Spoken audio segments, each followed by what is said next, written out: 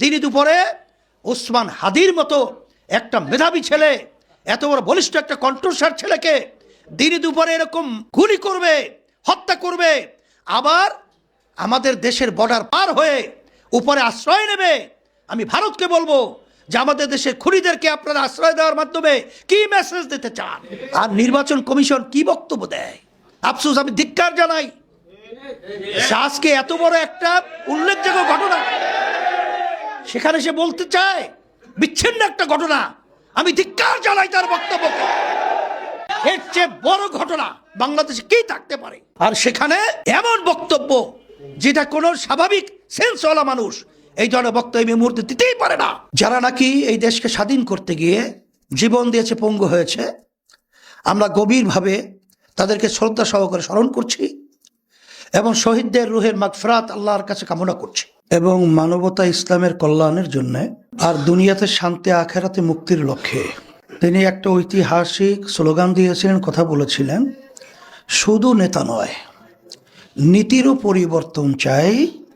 পীর সাহেব হুজুর চরমনাই রহমতুল্লাহি আলাইহি। পবিত্র স্বাধীনতা দিবস ৭১, এই স্বাধীনতা দিবসের মূল চেতনা ছিল বৈষম্য দূরীকরণ। যে পশ্চিম পাকিস্তান পূর্ব পাকিস্তানের আমাদের এই দেশের উপরে বৈষম্য করে, এই চেতনার উপরেই আমাদের দেশের লক্ষ লক্ষ মানুষ, অনেক সময় বক্তৃতায় আমরা শুনি ৩০ লক্ষের মতো মানুষ জীবন দিয়েছে, শহীদ হয়েছে। মূল লক্ষ্য একটা উদ্দেশ্য, আমাদের ৩টা স্লোগানের ভিত্তি: সাম্য, মানবিক মর্যাদা, ন্যায় বিচার প্রতিষ্ঠা। আসলে এদেশকে আমরা স্বাধীন করতে গিয়ে লক্ষ লক্ষ মানুষ জীবন দিল, পঙ্গু হলো, মা বোনদের ইজ্জত হারালো। স্বাধীনতার পরে যাদের হাতে দেশ পরিচালনার চাবিকাঠিটা চলে গেল, এদের মাধ্যমে আমরা এই ৩টার বাস্তবায়ন কিঞ্চিত দেখি নাই।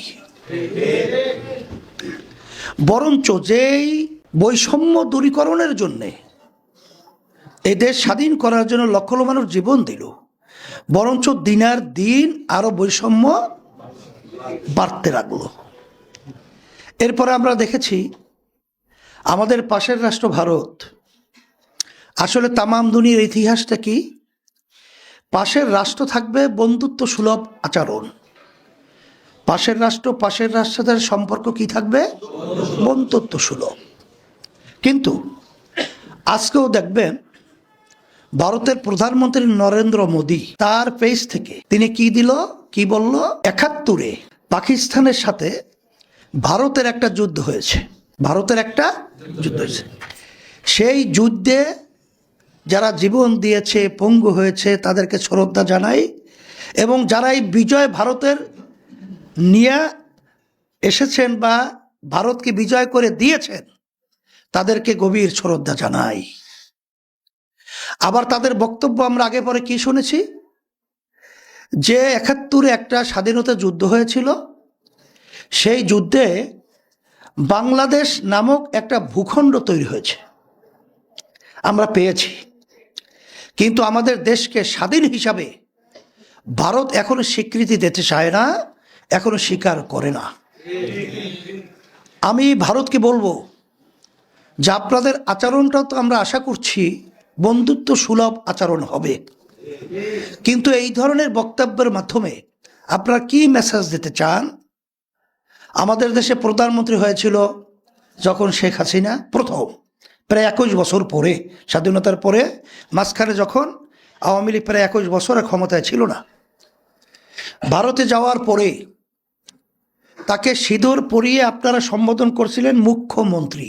সে তো আমাদের দেশে মুখ্যমন্ত্রী না, আমাদের দেশে প্রধানমন্ত্রী। মুখ্যমন্ত্রী বলা হয়, ভারতের অনেক প্রদেশ রয়েছে, সেই প্রদেশে প্রধানদেরকে বলা হয় মুখ্যমন্ত্রী। তা আপনারাও কি অগোচরে বা কালে কৌশলে আপনারা কি বুঝাতে চান যে আপনাদের একটা অঙ্গরাষ্ট্র? না, এটা আপনারা ভুল করবেন। ৭১ কোনো ভারতের লোক এই দেশ স্বাধীন করার জন্য জীবন দেয় নাই। এই স্বাধীন করার জন্য এই দেশে আমাদের বাংলাদেশের মানুষ জীবন দিয়েছে, পঙ্গু হয়েছে, তাদের ইজ্জতকে হারিয়েছে। আপনাদেরকে আমরা উদাত্ত আহ্বান জানাবো যে পাশের রাষ্ট্র আপনারা বড়, আমরা ছোট, বুঝলাম, এই জন্য আমাদের কোনো মূল্যায়ন থাকবে না।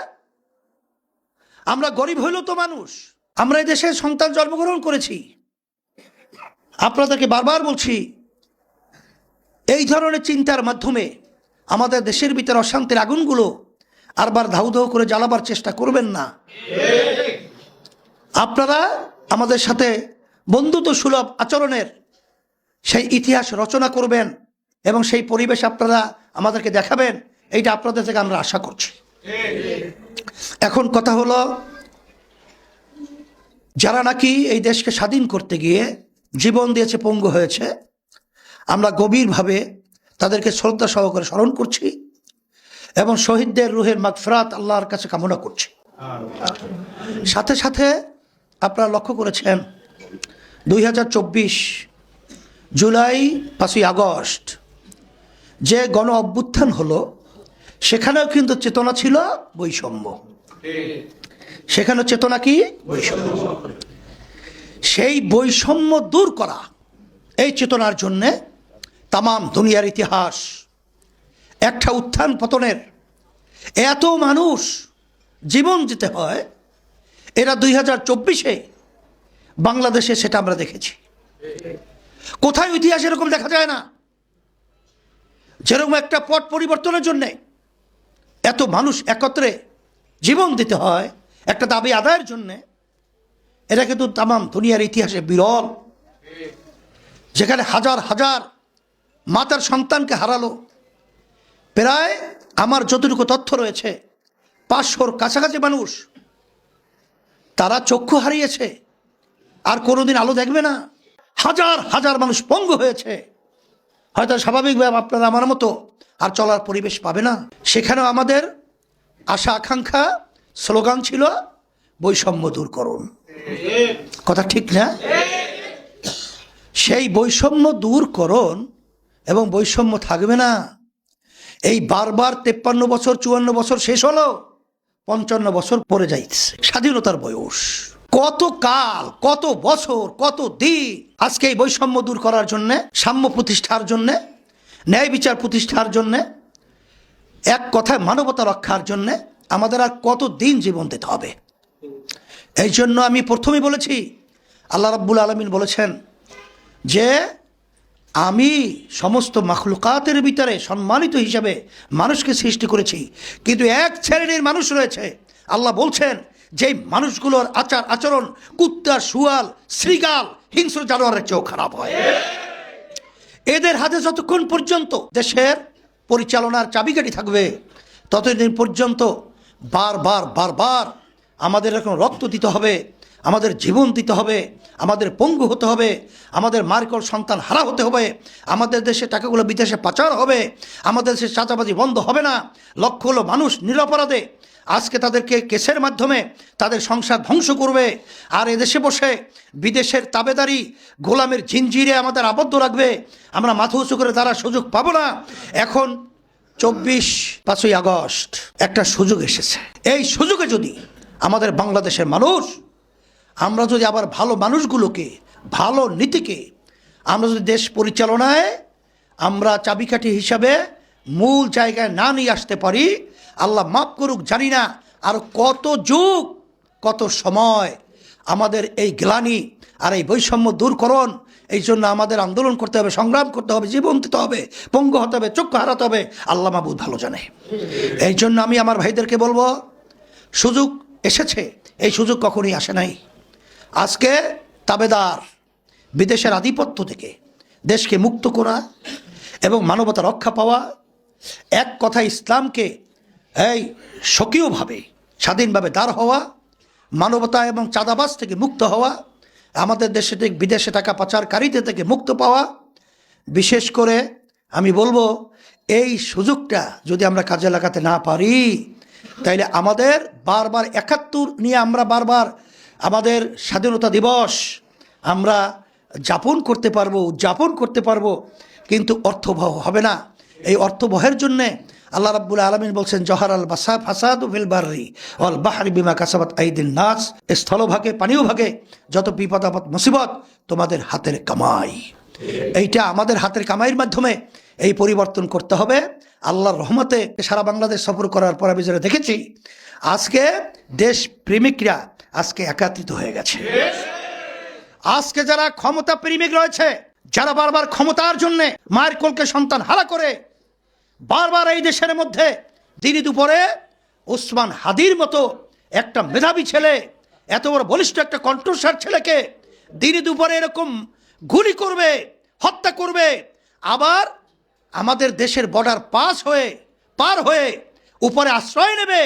আমি ভারতকে বলবো যে আমাদের দেশের খুনিদেরকে আপনারা আশ্রয় দেওয়ার মাধ্যমে কি মেসেজ দিতে চান? আমাদের দেশকে এরকম অশান্তির আগুনে ধাউ ধাউ করে জ্বালাবেন? এটা মানবতা? এটা স্বাধীনতা? এটাকে বলা হয় নেতৃত্ব? আমি অনুরোধ করব যে খুনিদেরকে আপনাদের দেশে আশ্রয় দিবেন না। আর এই খুনিরা কীভাবে পার হলো আমাদের এই বর্ডার পাস হয়ে, প্রশাসন সহ সকলকে আমি বলবো যে আপনাদের নিরাপত্তা, আপনাদের এই অবস্থানটা আমরা কিন্তু এখন ভয় পাচ্ছি। আমাদের জীবন নিয়ে, আমাদের অবস্থান নিয়ে, প্রতিটা বাংলাদেশের নাগরিকের, বাংলাদেশের মানুষের জীবনের নিরাপত্তা নিয়ে আমরা শঙ্কায় আছি। আর নির্বাচন কমিশন কি বক্তব্য দেয়? আফসোস, আমি ধিক্কার জানাই। আজকে এত বড় একটা উল্লেখযোগ্য ঘটনা সেখানে সে বলতে চায় বিচ্ছিন্ন একটা ঘটনা। আমি ধিক্কার জানাই তার বক্তব্যকে। এর চেয়ে বড় ঘটনা বাংলাদেশে কি থাকতে পারে? আর সেখানে এমন বক্তব্য যেটা কোনো স্বাভাবিক সেন্সওয়ালা মানুষ এই ধরনের বক্তব্য এই মুহূর্তে দিতেই পারে না। এই জন্য আমি সকলকে আহ্বান জানাবো, যারা দেশপ্রেমিক আমরা রয়েছি, আমরা আওয়াজ তুলব। আর বিশেষ করে জুলাই অভ্যুত্থানের চেতনা, সেই আপনার জুলাই সনদের স্বীকৃতির জন্য আইনি আপনার এমন দিনে নিয়ে আসছে, নির্বাচন কমিশন পর্যন্ত বলেছে জাতীয় নির্বাচন এবং সেখানে জুলাই সনদের হা না এর পক্ষে যে আপনার গণভোট, সেটা একটা চ্যালেঞ্জিং হবে। সেখানে আমরা বলবো যারা জুলাই যোদ্ধা রয়েছেন, আমাদের দেশ, আমরা যে জুলাই 24-এ আমরা দেশ আবার স্বাধীন করেছি, আমরা হায়ের পক্ষে ভোট দেওয়ার ব্যাপারে আমরা সচেতন থাকতে হবে এবং হায়ের পক্ষে ভোট দেওয়ার ব্যাপারে মানুষকে উদ্বুদ্ধ করতে হবে।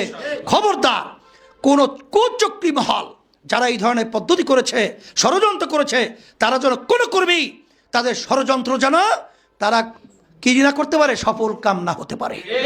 এই জন্য আমি সাংবাদিক বন্ধুদেরকে বলবো, আমার সর্বোচ্চ শ্রেণীর উল্লেখযোগ্য সচেতন আমার ভাইদেরকে বলবো, আমাদেরকে বলবো, আমি সকলকে বলবো, দেশপ্রেমিকদেরকে বলবো, আসলে আমরা সবাই একত্রিত হয়ে ক্ষমতা প্রেমিকরা দেশকে রক্ষার জন্য, মানবতা রক্ষার জন্যে, ইসলামকে রক্ষার জন্যে, স্বাধীনতাকে অর্থবহ করার জন্যে ক্ষমতা প্রেমিকদেরকে আমাদের এই বাংলার জমিন থেকে উৎখাত করার জন্যে এক কণ্ঠে আওয়াজ তুলতে হবে।